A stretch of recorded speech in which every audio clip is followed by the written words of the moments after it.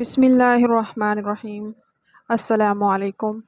شیخ اسماعیل رحمہ اللہ اپنی فطرت قناعت کے سبب کبھی کسی کے سامنے دست سوال دراز نہیں کرتے۔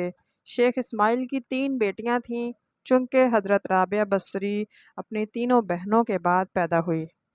اس مناسبت سے آپ کا نام رابعہ رکھا گیا۔ عربی زبان میں رابعہ چوتھی کو کہتے ہیں۔ جس رات آپ پیدا ہوئی، شیخ اسماعیل کا بے سر و سامانی کا یہ عالم تھا کہ کوئی فالتو کپڑا نہ تھا جو نومولود کو اڑایا جائے، اور رات کے وقت چراغ جلانے کے لیے گھر میں تیل تک نہیں تھا جس سے روشنی کا اہتمام کیا جائے۔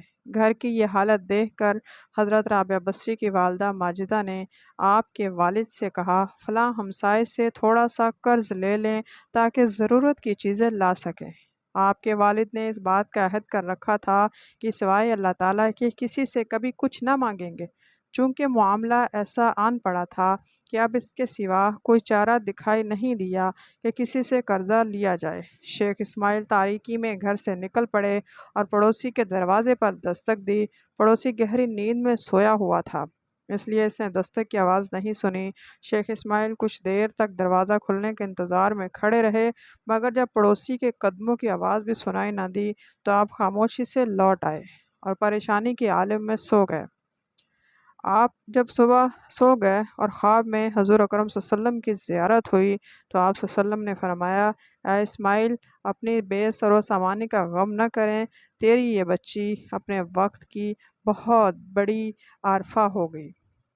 اس کے روحانی فیض سے دنیا کو فائدہ پہنچے گا اور اس کی دعاؤں سے میری امت کے ہزاروں افراد بخشے جائیں گے۔ اس کے بعد حضور رسول صلی اللہ علیہ وسلم نے فرمایا، بصرہ کے حاکم کے پاس ایک کاغذ تحریر کر کے لے جاؤ، یہ یوم جو مجھ پر 100 مرتبہ درود بھیجتا ہے اور شب جمعہ 400 مرتبہ، لیکن آج جمعے کی جو رات گزری ہے اس میں تو درود بھیجنا بھول گیا، لہٰذا بطور کفارہ حامل اعضاء کو 400 دینار ادا کرو۔ حاکم بصرہ سے جو دینار ملیں گے اس کو خرچ کر لینا۔ حضرت رابعہ بصری کے والد ماجد جب نیند سے بیدار ہوئے تو رات کو دیکھے خواب کے بارے میں سوچتے ہوئے آنکھوں میں خوشی کے آنسو آ گئے۔ آپ نے اپنا پورا خواب ایک کاغذ پر تحریر کیا اور حاکم بصرہ کے دربار میں دے دیا۔ دربان خط لے کر حاکم بصرہ کے پاس آیا اور شیخ اسماعیل کا لایا ہوا خط پیش کیا۔ حاکم بصرہ نے جب خط پڑھا تو اس کی خوشی کی انتہا نہ رہی۔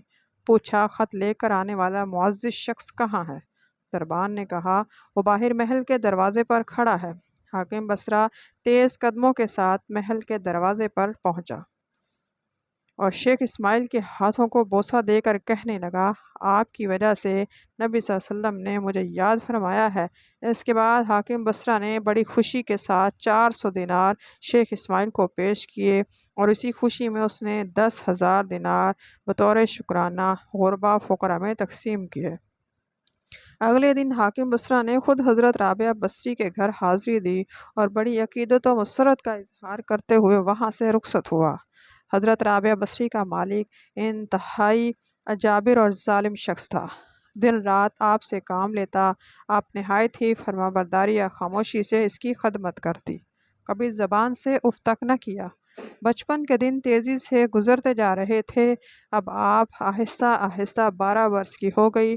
آپ کو جب بھی فرصت ملتی تو نماز میں مشغول ہو جاتی اور رو رو کر اپنے رب سے کہتی، اے خدا، میں یتیم مبتلا مصیبت ہوں، غلامی کی زنجیروں میں جکڑی ہوئی ہوں، ظلم و ستم سہ رہی ہوں، اس کے باوجود میرا پیش نظر تیری رضا ہے۔ ایک دن مالک نے آپ کو کسی کام کے لیے گھر سے باہر بھیجا۔ آپ چلی جا رہی تھی کہ راستے میں اپنے سامنے نامحرم کو دیکھ کر اس قدر زور سے گری کہ ہاتھ میں شدید چوٹ آ گئی۔ ہاتھ نے کام کرنا چھوڑ دیا۔ آپ رو پڑی اور بارگاہ الہی میں التجا کرنے لگی، الہی، میں تو پہلے ہی بے یار و مددگار تھی، اب ہاتھ میں بھی چوٹ کے باعث جواب دے دیا ہے، اس کے باوجود میں تیری رضا چاہتی ہوں۔ غیبی ندا آئی، اے رابعہ، غم نہ کر، کل تجھے وہ مقام و مرتبہ عطا ہوگا، تجھ پر ملائکہ بھی رشک کریں گے۔ رابعہ بصری نے یہ آواز سنی، بہت خوش ہوئی، اپنی ساری تکلیفیں بھول گئی۔ آپ بہت خوش گھر واپس آئیں اور اپنے حسب معمول میں کام میں لگ گئیں۔